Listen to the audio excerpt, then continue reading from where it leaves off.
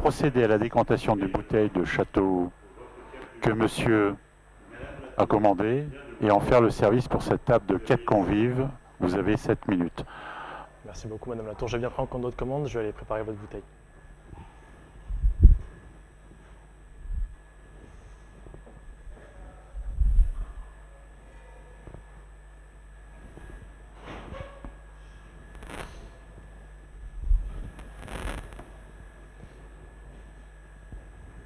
Est-ce que je peux avoir un quatrième par un vin rouge? Très bien. Merci beaucoup.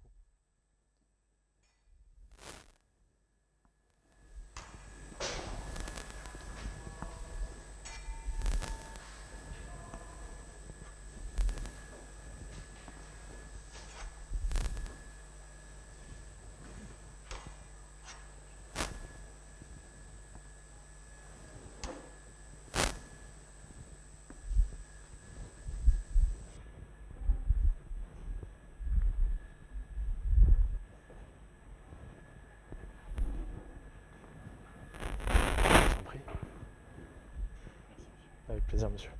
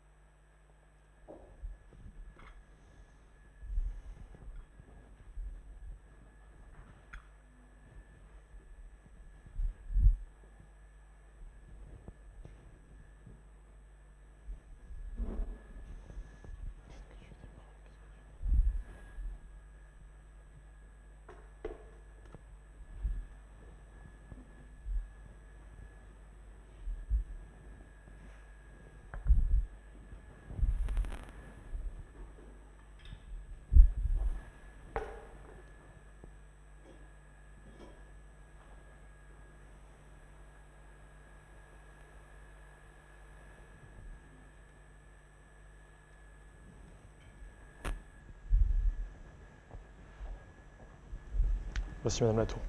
Votre médoc en 2018, Bourbon-la-Chapelle. Château Bourbon-la-Chapelle. Merci beaucoup.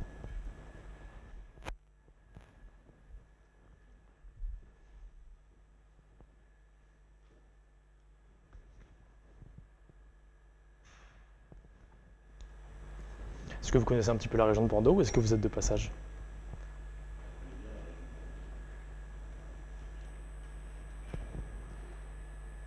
Vous avez déjà eu l'occasion donc de visiter tous ces fameux monuments?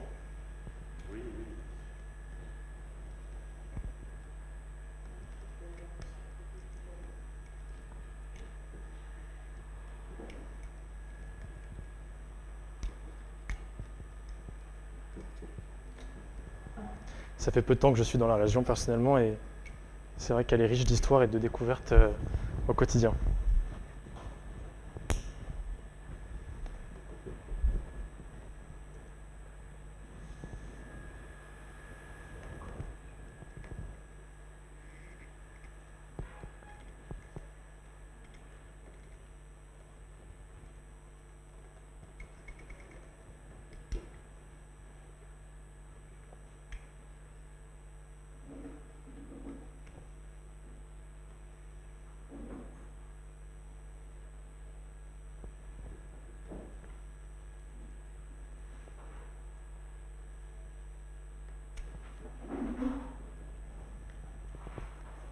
Est-ce que vous me permettez de goûter le vin? Merci beaucoup.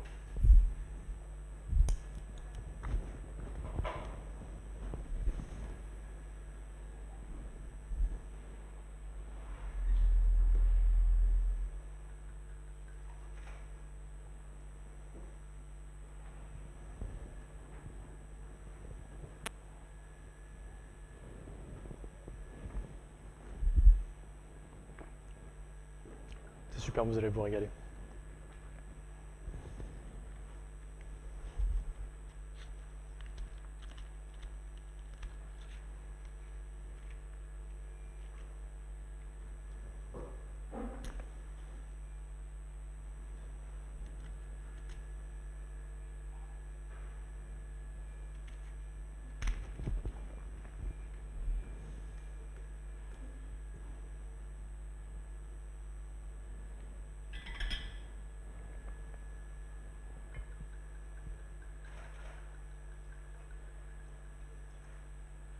Moi, la décantation, c'est toujours une partie importante dans la vie du vin, parce que c'est le moment où les anthocyanes et les tanins, au contact de l'air, durant leur vieillissement, se sont solidifiés. C'est un petit peu le terme de la vie d'une bouteille de vin. Au final, la décantation, c'est pareil, c'est le vin et les parties solides qui restent et qui sont dues au vieillissement de celle-ci.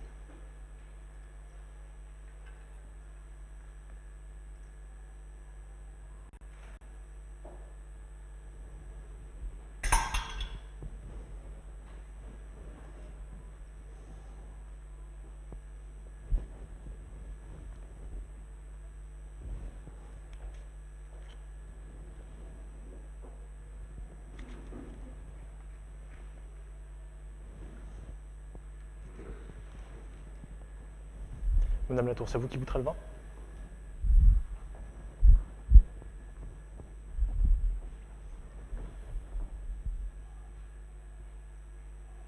S'il vous plaît.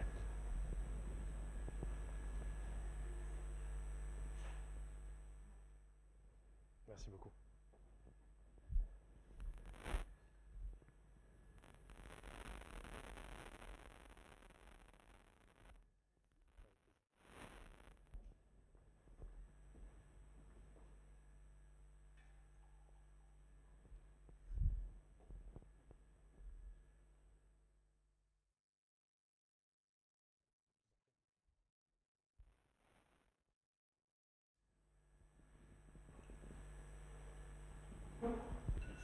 Avec plaisir. Je vous souhaite une excellente dégustation.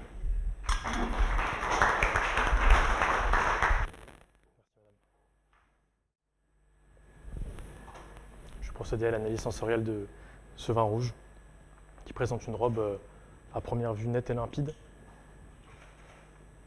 Le disque est cristallin et brillant. La tension capillaire offre des larmes fines, nombreuses, qui coulent relativement lentement le long de la paroi du verre. Elles sont très peu colorantes. La robe offre vraiment des nuances rouge profonde avec beaucoup d'intensité. J'ai du rouge cerise, presque un petit peu rouge noir. C'est un vin à première vue qui ne semble pas présenter de défaut. Je vais à présent passer à la suite de la dégustation.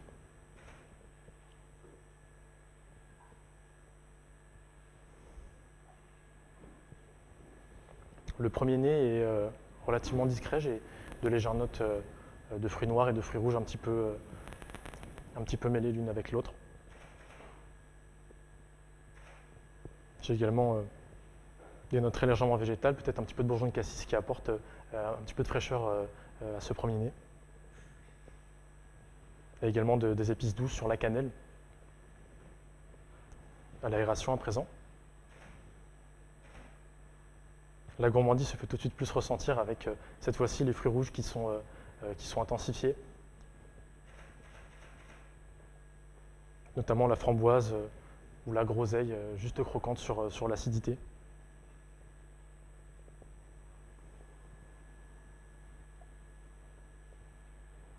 J'ai également un petit peu de cassis, toujours cet aspect végétal. J'ai également un côté un petit peu gourmand de caramel. C'est un nez très flatteur qui invite à passer à la suite de la dégustation.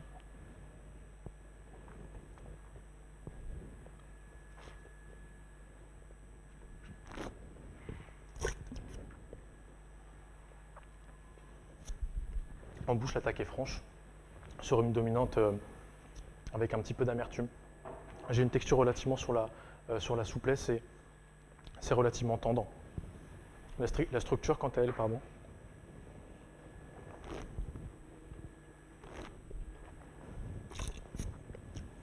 est très légèrement boisée, ça apporte de la complexité et de l'amplitude à la dégustation.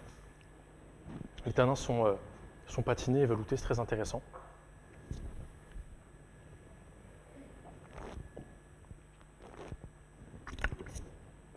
Cette fois-ci, en bouche, des arômes de fruits noirs un petit peu sur la maturité, et une finale qui amène toujours vers une certaine amertume qui apporte beaucoup de sapidité à la dégustation. C'est un vin que je servirai à cette température aux alentours de 16 degrés.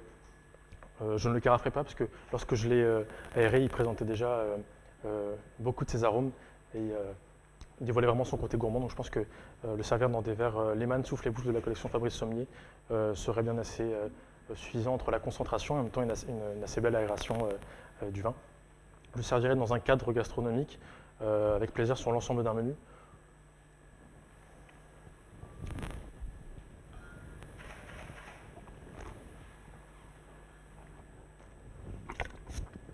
Je servirai donc en entrée, pourquoi pas, avec un Laurier de la Belle Aurore. Une sorte de pâté en croûte un petit peu sur le gibier, également du foie gras et des brisures de truffes noires, pour venir rappeler la puissance un petit peu présente dans ce vin. Pour continuer sur un accord peut-être régional, un agneau de Pauillac qui serait piqué aux olives tagache, accompagné de gnocchis aux herbes pour faire un petit clin d'œil au côté légèrement végétal que j'avais dans ce vin qui apportait beaucoup de fraîcheur et d'intensité. Et le tout relevé avec un jus d'agneau qui serait lié à la moutarde de Brive.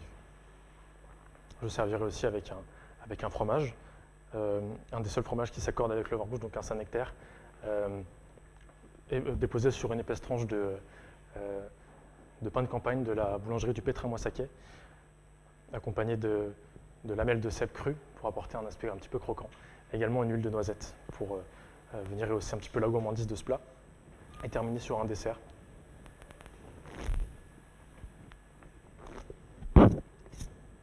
Avec une sorte de, un petit peu dans l'esprit d'un palais breton sur un chocolat noir corsé à 80% du Guatemala, pour rappeler un petit peu les notes de cacao qui étaient présentes dans ce vin et le côté un petit peu évolutif aussi que j'ai retrouvé, avec un cœur coulant en cassis.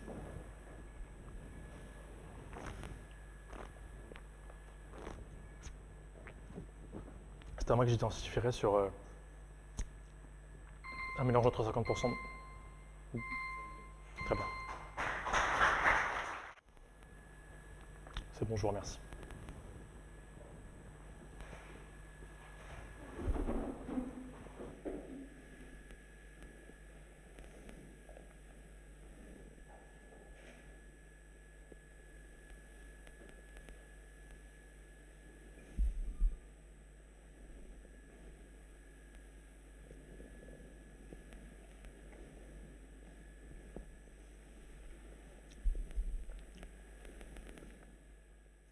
Le verre numéro 2, j'identifierai en tant que liqueur à base d'anisée, liqueur d'origine bordelaise, française bordelaise, Marie Brizard.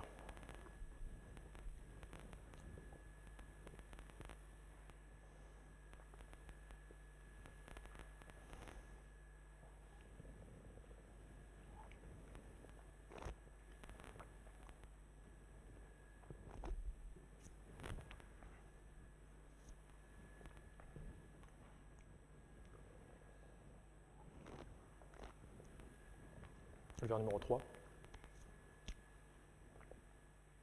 Je parlerai du verre numéro 3 après, pardon. Le produit qui se situe juste ici, c'est une charcuterie, le Gournier Médocain.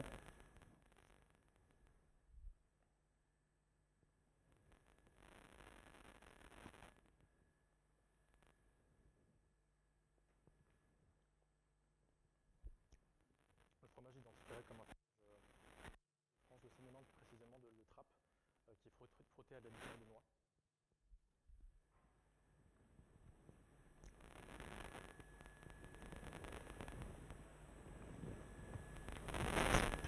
Le verre numéro 3, j'identifierai comme un muscat de baume de Venise. Pardon.